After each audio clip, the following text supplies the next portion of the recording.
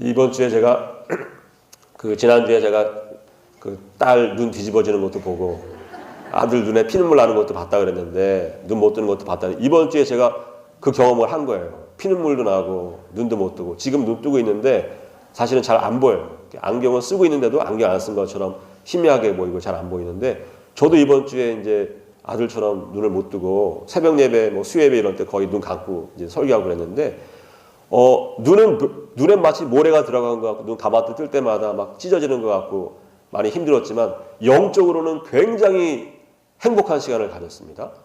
영적으로는 정말 너무나 즐겁고 행복하고 하나님 눈 뜨는 것도 좋지만 눈 감는 것도 정말 좋은데요.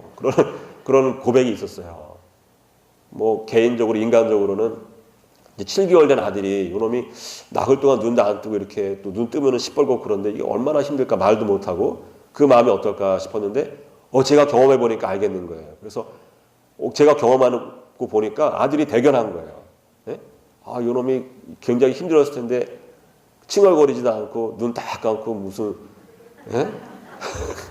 아주 굉장히 대견해 보이고 사랑스러워 보이는 거예요. 그러면서 제가 뭘 깨달았냐 하면 사람이 애나 어른이나 가족이나 친구랑 어떤 관계가 됐든지 간에 좋은 데 가서 좋은 거 먹고 같이 다니는 것으로 하나 되지 않는구나. 가족도 여러분 고난을 같이 해야 가족이 되는 것입니다. 고난을 같이 해야 친구가 되고 고난을 같이 해야 가족이 되는 거예요. 제가 아들이 겪은 고난을 제가 겪으니까 비로소 제가 아버지가 된 것 같고 아들이 사랑스럽게 느껴지고 너무나 행복한 시간이었어요. 그리고 또 한편으로는 제가 그런 농담 비슷하게 얘기했지만 여러분 이게 전염성이라 제가 오늘 장갑 끼고 있다. 악수할 때 장갑 혹시 악수 안 하셔도 되는데 굳이 하시겠다는 분은 제가 장갑 끼고 하려고 장갑을 꼈어요. 근데 이게 염증이 옵니다. 얼굴이 막 붓는 거예요. 얼굴도 붓고 막 두통도 오고 몸살도 오고 그러다 보니까 이게 제 면역력이 약해지니까 또 이번 주에 사실은 제가 보통 주일날 2시간, 3시간 자는 게 쉽지가 않습니다. 목사가. 항상 긴장이 돼요. 그래서 말씀 준비해놓고 어제는 제가 맘먹고 일찍 잤지만 보통 주일날 2시간, 3시간 자는 게 쉽지가 않아요. 근데 이번 주에는 또 호세아를 시작하면서 공부도 많이 하고 눈이 안 보이니까 공부하는 시간도 오래지고 그래서 면역력이 많이 약해져가지고 참 많이 힘들었는데 그러면서 무슨 생각을 했냐면 보통 사람은 사실 몸이 아프다고 직장 쉬진 않습니다. 근데 눈이 안 보이면 직장 쉽니다. 그래 안 그래요? 눈이 안 보이면 직장 쉬어야 돼요. 저는 목사이기 때문에 입만 열면 돼요. 얼마나 감사한지 모르겠는데요. 사실 목사가 자기 서야 될 자리에 안 쓰면 참 민망하잖아요. 그죠? 근데 저는 입만 열면 되니까 하나님 입만 열면 되는 직업을 주시니 감사합니다. 정말 성직입니다. 그러면서 제가 기도하는 것입니다. 하나님 내 평생에 내 입술에 복을 주셔서 은혜의 입술이 되게 하시고 위로의 입술이 되게 하시고 소망의 입술이 되게 하시고 치유의 입술이 되게 하시고 기적의 입술이 되게 하여 주시옵소서 기도하고 감사하는 것입니다. 여러분 제 입술만 복된 것이 아니라 여러분의 입술도 복된 줄로 믿으시기 바랍니다. 여러분 아무리 주워도 받아 먹어야 살잖아요. 그죠? 아무리 좋은 곳이 있어서 받아 먹어야 사는 것인데 아멘으로 화답하고 감사함으로 화답해서 하나님께 주시는 영적인 말씀을 받아 먹을 수 있는 여러분의 믿음의 입술로 인해서 감사하시기 바랍니다. 누구나 사는 게 아니에요. 여러분 하나님께서 말씀을 주셔도 마치 옛날에 도둑들이 한 20년 전에 실제로 그런 일이 있었으면 30년 전인지 여름 때문에 되면 휴가 때가 되면 빈집털이가 있는 거예요. 어떻게 니들 빈집인지 아냐. 집에 가면 우유가 쌓여 있습니다. 문 앞에 신문이 쌓여 있습니다. 그러면 빈집이죠. 너무나 간단한 건데 그거 모르고 빈집털이 당한 분들이 많습니다. 지금은 그런 분들이 없죠. 휴가 갈 때 우유 배달 중지시키고 휴가 갈 때 신문 배달 중지시키고 하는데 옛날에 그렇지 않고 털린 집들이 많은데 영적으로도 마찬가지인 것입니다. 제가 언젠가 말씀드렸지만 여러분 아멘으로 받지 않냐고 감사함으로 많은 말씀을 받지 않으면 우리는 모르지만 마귀는 아는 거예요. 어둠의 영은 아는 것입니다. 하나님께서 주시는 말씀이 얘네 집 이 영혼의 문 앞에 쌓여있네? 그러면 들어오는 것입니다. 어둠의 영이 들어와서 무엇부터 가져가느냐? 빈집털들이 가장 값어치 있는 것처럼 그것부터 우선순위도 가져가는 것처럼 어둠의 영들도 들어와서 가장 값 있는 거 우리가 가장 귀하게 여기는 것부터 가져가는 것입니다. 건강 가져갑니다. 가정 파괴합니다. 물질의 문제를 일으키는 것입니다. 이게 금방 일어나지 않아요. 그러나 여러분 영적인 것이기 때문에 금방 진행되지 않지만 1년, 5년, 10년이 지나면 누구나 알 수 있게 그 가정이 파괴되는 것입니다. 그래서 여러분 교회 나온다고 되는 것이 아니라 감사하는 마음으로 나오셔야 돼요. 말씀 들을 때마다 아멘으로 성경 펼칠 때마다 아멘으로 감사로 기도하고 펼치시고 말씀 들을 때도 아멘으로 감사로 화답하는 사람에게 영육간에 강건하게 되는 복이 있는 것입니다. 할렐루야. 저의 입만이 아니라 여러분의 입에도 복이 있기를 주님의 이름을 믿고 기도하고 축원합니다. 제가 참 영적인 너무나 행복한 시간을 보냈어요. 육신은 많이 힘들었지만 제가 그런 생각하는 것입니다. 야, 이거 눈 뜨는 게 이렇게 힘드나? 내가 영원히 못 눈 뜨는 날이 언젠간 오겠지? 언젠지는 모르지만 분명하게 오겠구나. 여러분, 사람이 살아가면서 1년에 한 번도 그런 생각하기 쉽지 않아요, 사실. 내가 언젠가는 죽는다. 그 생각하는 것을 1년에 한 번도 생각하기 쉬운데 저는 1년 이번 주간 내내 정말 그 생각이 드는 거예요. 하나님, 언젠가는 눈을 영원히 뜰 수 없는 날이 오겠죠. 내가 눈 뜨고 있다고 눈에 보이는 것만 보고 살게 하지 마시고 눈에 보이지 않는 나라를 사모하며 살게 하시고 영적인 인생을 살게 하여 주시옵소서. 그런 기도가 절로 나오는 것입니다. 제가 그러면서 바울 생각을 한 거예요. 바울이 다메섹 도상으로 가다가 하나님의 영광을 보고서 눈이 멀어버립니다. 그러다가 나중에 하나님의 은혜로 다시금 새로운 인생길을 걸어갈 때 그 눈에서 비늘 같은 것이 떨어지면서 다시 보게 되었다. 그런 이야기를 하는데 저도 이번 주에 2번 비늘이 아니라 허물 같은 것을 벗었거든요. 이게 이제 결막염인지 각막염인지 그래서 병원에 가면 뭐 이렇게 액 같은 거 무슨 마취제인지 뭔지 뿌려준 다음에 그 면봉 같은 거로 이렇게 허물 같은 것을 벗겨줘요. 이렇게 벗겨준 다음에 보여주시더라고요. 보여주면은 무슨 매미 허물 같은 것인데 무슨 뱀이 허물 벗듯이 허물이 벗겨지는데 피물이 묻어갖고 새빨간 것들이 이제 벗겨져 나. 한 2번 정도 하고 그러고 나면 조금 보입니다. 조금 잘 보이고 그러는데 금방 또 한나절 지나면 다시 잘 안 보여요. 지금 안경 끼고 있는데도 안경 안 낀 것처럼 느껴져요. 내일도 가서 한번 벗겨내고 몇 번 벗겨나면 이제 나을 거라고 그러는데 제가 그런 경험하면서 무슨 생각을 했냐 하면 하나님, 내 영적인 비늘이 내 눈에서 벗겨지게 하여 주셔서 항상 내가 세상을 바라보지 아니하고 하늘나라를 새롭게 바라볼 수 있도록 하늘나라를 선명하게 바라볼 수 있도록 하나님 매일매일 내 눈에서 영적인 눈꺼풀이 벗겨지게 하여 주옵소서. 비닐이 떨어지게 하여 주옵소서. 기도하는 것입니다. 여러분, 어제 떨어진 것으로 되지 않아요. 오늘 떨어지는 것으로 되지 않고 매일매일 떨어져야 될 줄을 믿습니다. 우리의 눈에서 비닐이 떨어지고 그래서 하나님 나라 바라보는 그런 눈이 열려야지만 우리가 정말론적인 삶을 살 수 있고 영원한 영적인 비밀을 바라보는 하나님의 기뻐하시는 그런 자녀가 복받는 자녀가 되는 것을 믿으시기 바랍니다. 할렐루야. 제가 그래서 이번 주에 내가 어떻게 하면 조금 더 정말론적이고 영적인 그러한 말씀을 전할 수 있을까 기도하다가 하나님께서 오늘 이 본문을 주셨어요. 여러분, 오늘 이 본문이 굉장히 재미있는 본문입니다. 홍커민과도 관련해서 제가 하나님 감사합니다. 그리고 이 본문을 이제 설교하기로 했는데 이 본문이 왜 재밌냐? 에녹이라고 하는 사람에 관해서 한 4절 정도 짧게 나오는데 짧게 뭐 무슨 몇 년 살고 누구를 낳고 그런 얘기하다가 에녹이 하나님과 동행하더니 하나님이 그를 데려가셔서 그가 세상에 다시 있지 아니하리라. 이런 얘기가 나오는 거예요. 하나님께서 죽음을 보지 않고 이 사람을 하늘로 옮겨주셨다. 그런 이야기 하는 것입니다. 우리가 엘리야 이야기 알지 않습니까? 엘리야가 불병과 불말로 들림을 받고 하늘로 올라가는 이야기 우리가 아는데 엘리야 이전에 누가 있다고 하는 것입니까? 에녹이 있다고 하는 거예요.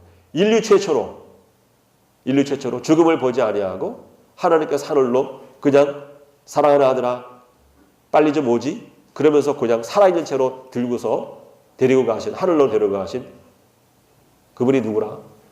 에녹이라고 하는 것입니다. 에녹. 놀라운 복을 받으신 분이죠. 에녹이 하나님과 동행하였다. 이 말이 무슨 뜻인가? 이게 참 궁금해지는 것입니다. 도대체 하나님과 동행한다고 하는 것이 무엇이길래 하나님께서 그를 데려가셨는가? 늘 우리가 재미있게 또 궁금해하는 것인데 교회 전통을 제가 하는 해석 전통을 소개해드리면 하나님과 동행한다고 하는 것이 뭐냐? 하나님의 길을 알고 하나님과 동행한다는 것이 무엇이냐? 그것의 의미를 알기 전에 사람들이 주목하게 되는 것은 이 사람이 무슨 계기로 무슨 동기로 하나님과 동행하게 되었느냐? 그것입니다. 무슨 계기가 있느냐? 오늘 짧은 말씀이지만 딱 하나 힌트가 있는 거예요. 뭐냐면 무드셀라를 낳은 후에 그가 하나님과 동행하였다. 300년 동안 하나님과 동행하였다. 무드셀라를 낳은 것과 에녹이 하나님과 동행한 것에 관련이 있다고 하는 것입니다. 그래서 우리가 무드셀라에 대해서 알아야 되는데 무드셀라 오늘 본문에 읽지 않았지만 뒤에 곧바로 이어지는 본문을 잠깐만 읽어보면은 무드셀라를 낳은 후에 하나님과 동행하는데 무드셀라는 이 라멕이라고 하는 아들을 낳습니다. 라멕이라고 하는 아들을 낳은 후에 이제 죽는데 라멕이 몇 살 때 죽느냐? 782세 때에 무드셀라가 죽어요. 라멕이 몇 살 때 죽는다고요? 라멕, 자기가 낳은 아들 라멕이 782세 되던 때에 무두셀라가 죽는 것입니다. 근데 이 라멕이라고 하는 사람은 어떤 사람이냐? 이 라멕의 아들이 누구냐? 우리가 너무나도 잘 아는 노아인 것입니다. 노아. 라멕이 노아를 낳아요. 182세에 낳습니다. 그리고 여러분 노아가 몇 살 때 우리가 잘 알고 있는 노아 홍수가 일어나느냐? 창세기 7장 6절에 보면 노아가 600세 되던 해에 노아 홍수가 일어나서 전 인류가 물에 빠져 죽게 되는 것입니다. 그럼 여러분 600 더하기 182세 나왔으니까 그럼 몇 살 때 노아 홍수가 일어나는 것입니까? 라멕이 몇 살 때? 782세 때. 라멕이 182세에 노아를 낳고 600년 후에 라멕이 782세가 되던 때에 노아 홍수가 났는데 그 해가 어떤 해예요? 무두셀라가 죽은 해입니다. 그죠? 조금 전에 말씀드렸잖아요. 무두셀라 라멕이 782세 되던 때가 어떤 때냐? 자기 아버지 무두셀라가 죽은 때이고 또 그때가 자기 아들인 노아 때 홍수가 일어나는 해다. 그래서 무두셀라가 죽은 해하고 노아 홍수가 일어나는 때가 어떻게 된다? 일치된다고 하는 것입니다. 일치되는 것. 우연의 일치겠습니까? 사실 성경은 에녹이 무두셀라 낳은 후에 하나님과 동행한 것을 이야기하면서 에녹이 과연 무두셀라가 죽는 해가 인류의 종말이 되는 것을 알았느냐? 거기에 대해 성경은 이야기하지 않습니다.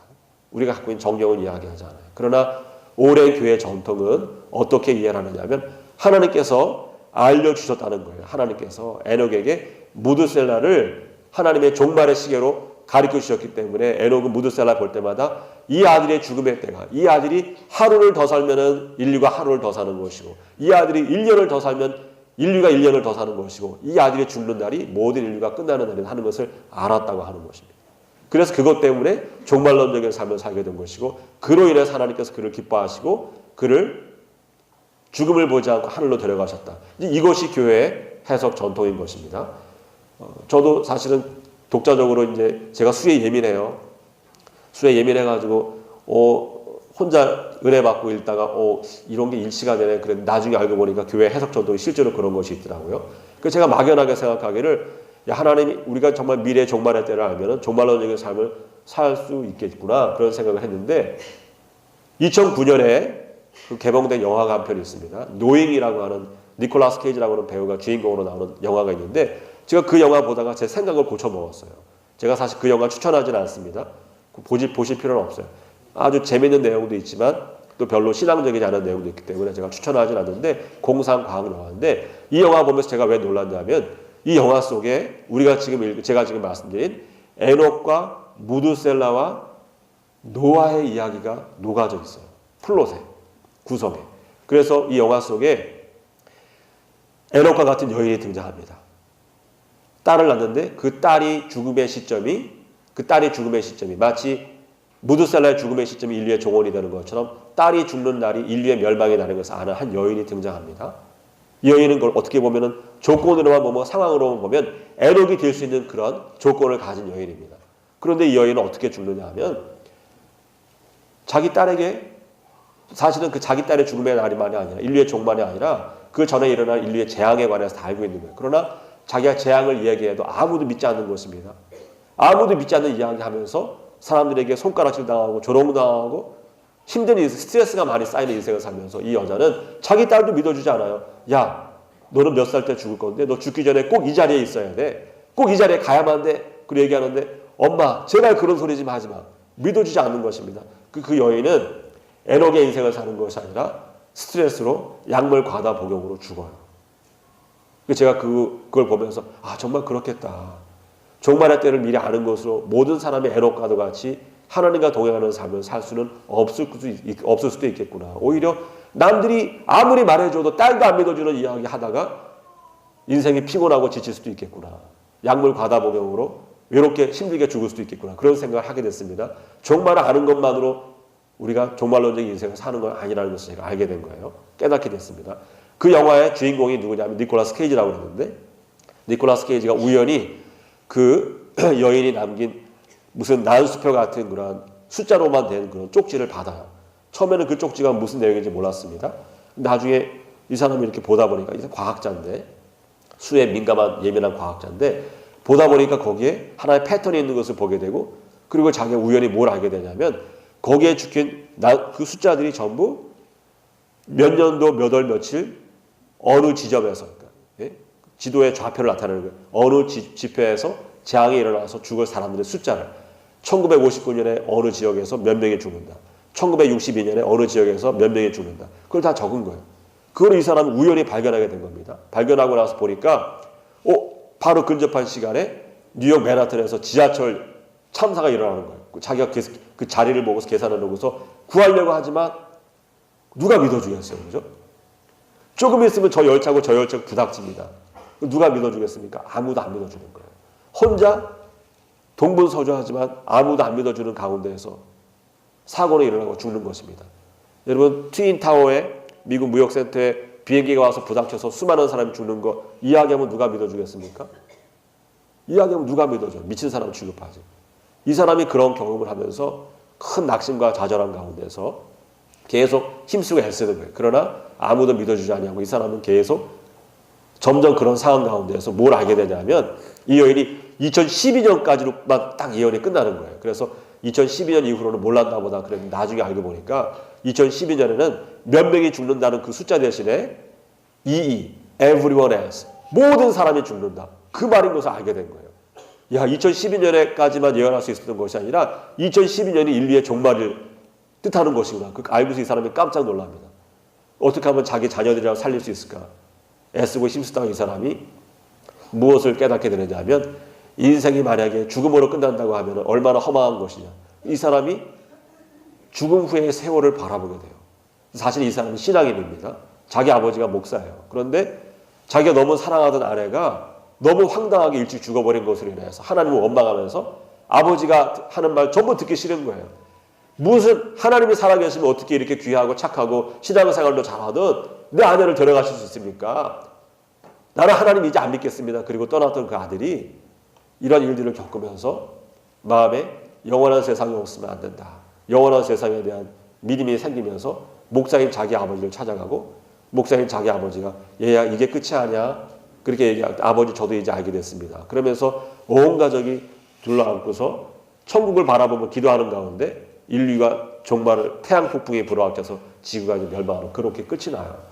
그런 것만 보면 굉장히 신앙적인데 사이사이 좀 안 좋은 내용 제가 추천을 안 합니다. 네, 여러분 제가 이 영화 보면서 깨달은 게 있는 거예요.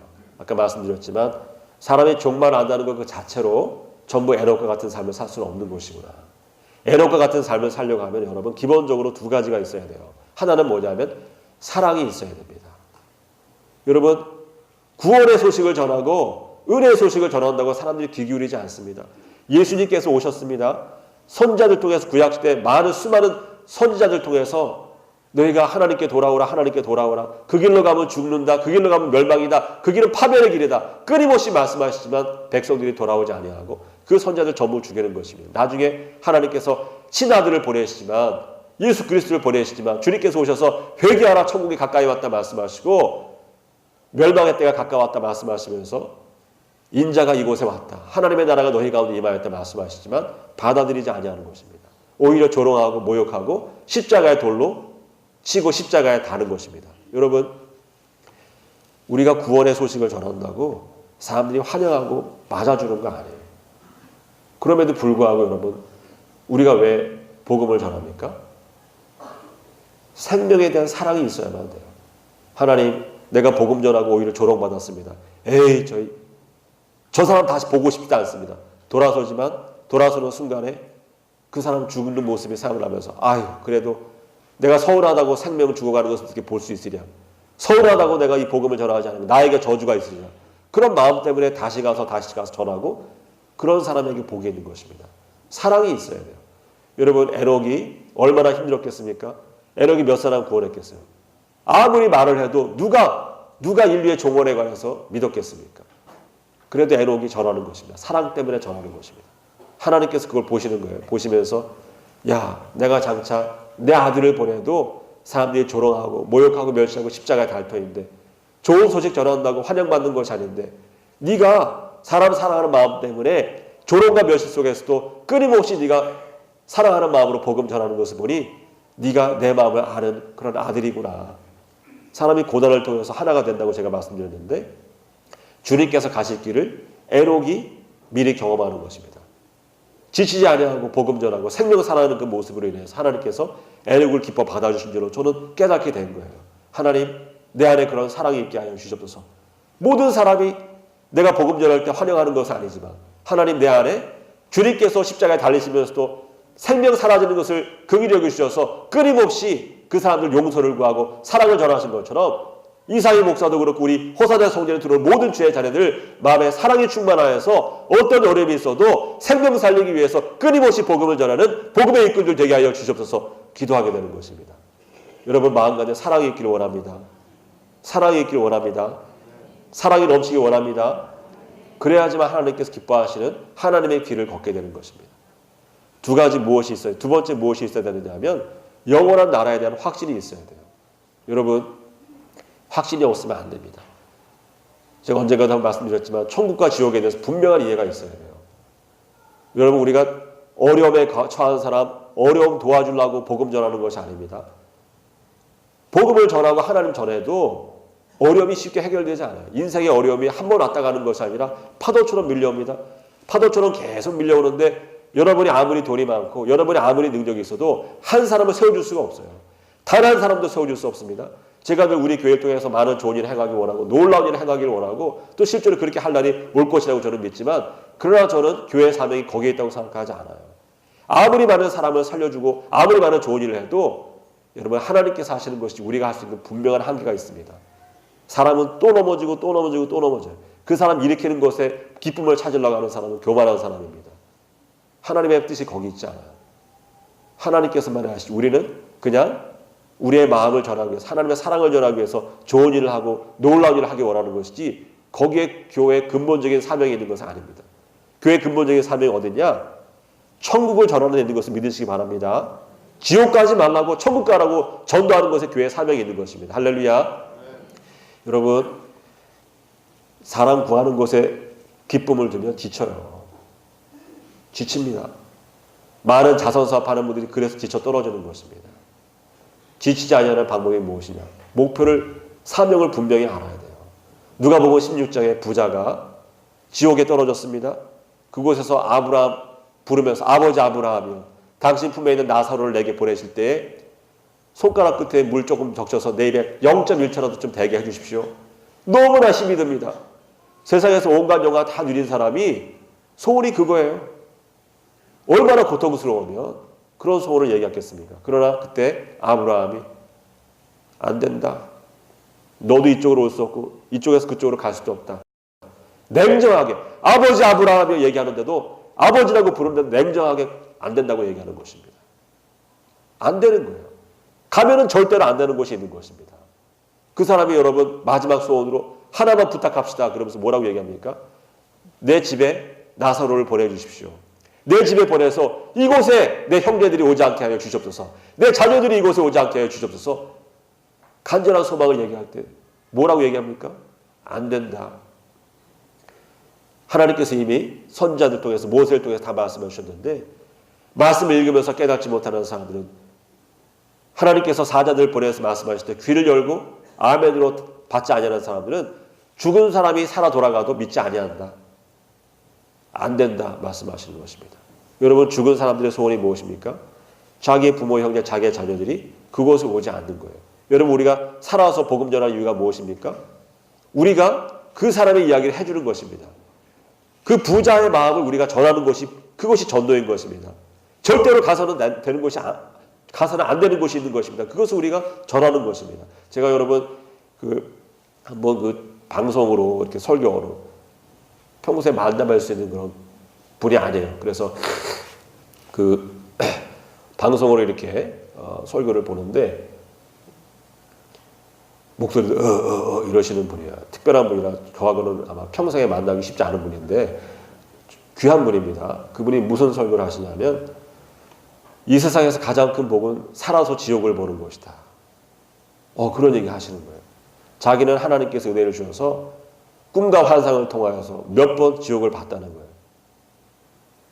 자기는 자기가 그릇된 길로 가려고 할 때마다 그거 생각하면서 몸소리를 치면서 안 돼. 자기 마음 가운데 유혹이 올 때마다 그거 생각하면서 안 돼. 말씀 전할 때마다 이 나에게 허락하신 주의 자녀들 절대 그곳에 가면 안 돼. 나도 가면 안 되고 이 사람들도 가면 안 돼. 그 마음으로 말씀을 전하려고 힘쓰고 애쓰고 기도한다. 그런 얘기 하시면서 정말 엄청난 전 세계적으로 가장 큰 교회 중에 하나를 이루셨어요. 제가 도전을 많이 받습니다. 하나님, 우리 마음 가운데 천국과 지옥이 사라졌습니다. 무슨 천국이 마음에 있는 줄 아는데 천국이 여러분 마음에 있는 게 아니에요. 지금은 마음의 천국을 누릴 수 있지만 장차 우리가 눈을 영원히 감게 되는 그날에 분명하게 천국과 지옥이 있는 것입니다. 여러분 믿으시기 바랍니다. 그것이 복입니다. 하나님, 나도 저 땅에 가지 않게 하시고 내 자녀들 저 땅에 가지 않게 하시고 내 사랑하는 부모 형제들 내 사랑하는 친구 저 땅에 가지 않게 하여 주시옵소서. 그 마음 때문에 우리가 전도하는 것입니다. 할렐루야. 여러분 지치지 마시기 바랍니다. 어떻게 자녀들 위해서 복음 전하는 지칠 수가 있어요. 그죠? 사랑하는 남편과 아내를 위해서 부모님 위해서 전도하는데 어떻게 지칠 수가 있습니까? 지옥 가면 안 되는데 너무 무시무시하게 밀어붙인다. 우리 목사님 안 그럴 줄 알았는데 여러분 제가 여러분 앞에서 막 좋은 얘기하고 그러다 나중에 하나님께 야단맞는 것보다는 늘 전할 수는 없지만 이런 기회에 전하고 하나님께 칭찬받기 원하는 것입니다. 야, 너 네가 전화하지 않아갖고 네 교인 여기 한 사람 왔어. 그러면 그것처럼 더 비참한 게 어디 있어요, 그죠? 예. 여러분 꼭 믿으시기 바랍니다. 천국을 믿으시기 바랍니다. 지옥을 믿으시기 바랍니다. 사랑을 품고 사시기 바랍니다. 누구도 안 돼요. 나한테 아무리 잘못하는 사람이 있어도 그 사람도 천국 가야 되는 것을 믿으시기 바랍니다. 항상 복음을 전하고 항상 은혜를 전하는 그런 귀한 주의 자녀들이 되어지면 주님께서 알려주시는 게 있어요. 예수님께서 왜 고난받으셨는지, 고난받으면서도 모욕받으면서도 하나님의 길이 있는 것입니다. 조롱해도 아무리 조롱해도 복음을 전할 수 있는 사랑, 그 사랑의 길이 우리에게 펼쳐질 때 우리가 고난과 예수 그리스도의 고난을 복음 전하면서 누리는 것입니다. 그러므로 우리가 하나님의 길을 알게 되고 걷게 되는 것입니다. 그러므로 인해서 하나님께서 우리를 기뻐해 주시고 우리에게 이 땅에서도 죽음을 보지 아니하고 이 땅에서도 하늘의 복음을 알게 되는 하늘나라를 경험하게 되는 그런 귀한 은혜를 허락하시면서 여러분 믿으시기 바랍니다. 우리 홈커밍 전도 기간을 통해서 우리가 애록의 길을 걷게 되고 예수 그리스도의 길을 걷게 되고 하나님의 길을 보게 되고 하나님의 마음에 합치되는 하나님의 길 위에 동행하는 그런 귀한 은혜가 있어지고 주님의 이름으로 믿고 기도하고 축원합니다. 할렐루야.